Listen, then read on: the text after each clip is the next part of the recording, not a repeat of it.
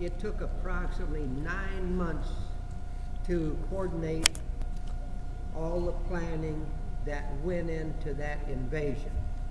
And that was the largest mass of ships. There was over 500 ships around England at that time.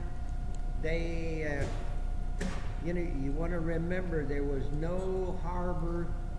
They just went to an open beach. They had old ships that they were not going to use anymore, that had been damaged, and they were not going to repair them. They had seagoing tugs that towed these older ships 23 miles across the English Channel. When they got there, they would put an explosive in the bottom of those ships and just sink them right down to stop the waves from being so strong when these landing craft had to come in with men and supplies. They had cement barges, several hundred of them built, and they would tow them over there and sink them right in place. I was personally friends with a captain on a seagoing tug, and he told me, he said, "Harold, we worked for 3 days and 3 nights non-stop, taking men and equipment, ships, whatever they needed across that channel and doing our job." So, you know, that was one of the largest invasions in the world today. There's been none larger.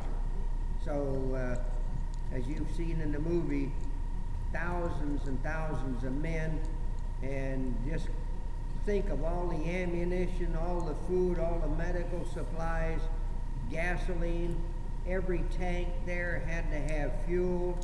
Every launch, every landing craft had to be refueled every so many hours. So it took coordination on coordination to make that thing work. And there was 5 beaches that we landed on, and it was quite an operation. So it was something to be remembered, I'll tell you. I was not there. I was in the Pacific at that time, but I was on a troop ship for 4 years, and we were in several invasions, and you know, we were nothing of that magnitude, but you can imagine, I saw how we worked it, and I can just imagine the mass confusion that went on in that one, I'll tell you, because it was quite an operation. It was something to remember. Any other questions? If not, you're free to go, and I don't know if they mentioned it to you prior, but you can look at anything in this museum, but we ask you not to touch anything, not to pick it up. If there's something sitting on a showcase there on top of it, and the reason we do that is all of this stuff in this museum has been donated. We don't buy anything.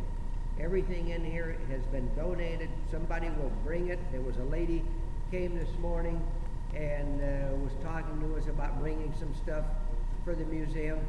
And you want to remember, we can't replace any of this stuff if it's broken, because some of this stuff is 60 to 80 years old or longer, and we can't replace anything. So we ask you to be very careful. You can look at it, you can read it. We have phones.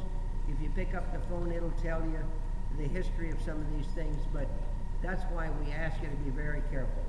So we're happy to have you. We're proud to bring you down and do everything that we possibly can. So you're free to go roam around, and if you have any questions, somebody will be close by. Hopefully we can answer them for you. So, okay? You bet.